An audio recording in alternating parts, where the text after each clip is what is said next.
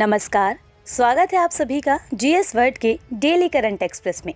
राष्ट्रपति चुनाव के लिए नामांकन दाखिल करने की प्रक्रिया 15 जून 2022 को शुरू हुई। भारत के चुनाव आयोग ने एक अधिसूचना जारी कर उम्मीदवारों से नामांकन रिक्तियां भरने का आह्वान किया। राष्ट्रपति चुनाव 2022 18 जुलाई को होने वाला है। नामांकन प्रक्रिया उस दिन शुरू हुई जब विभिन्न विपक्षी दल राष्ट्रपति पद के उम्मीदवार पर फैसला करने के लिए दिल्ली में बैठक कर रहे थे।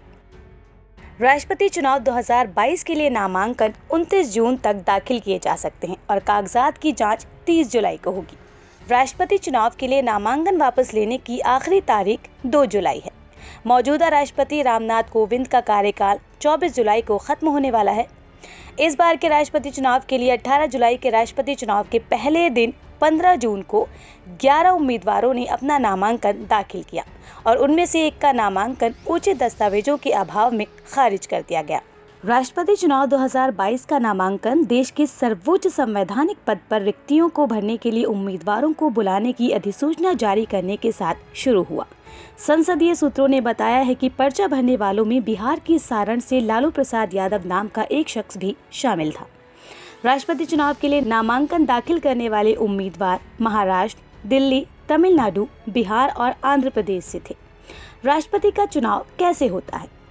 भारत के राष्ट्रपति का चुनाव निर्वाचक मंडल के सदस्यों द्वारा किया जाता है, जिसमें संसद के दोनों सदनों के निर्वाचित सदस्य, दिल्ली और पुडुचेरी सहित सभी राज्यों की विधानसभाओं के निर्वाचित सदस्य शामिल होते हैं।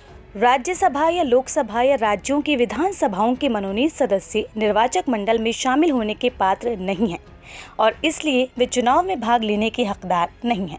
राष्ट्रपति चुनाव के लिए कौन नामांकन दाखिल कर सकता है?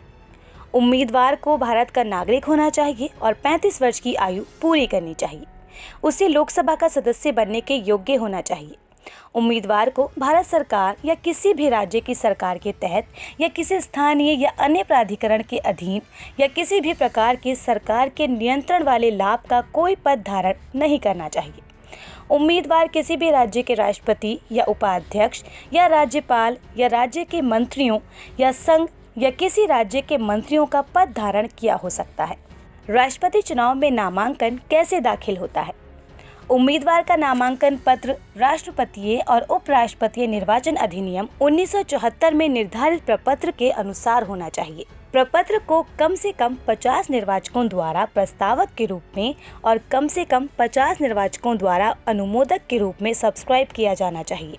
भरा हुआ नामांकन पत्र नामांकन के दिन सुबह 11 बजे से दोपहर 3 बजे के बीच रिटर्निंग अधिकारी को प्रस्तुत करना होगा।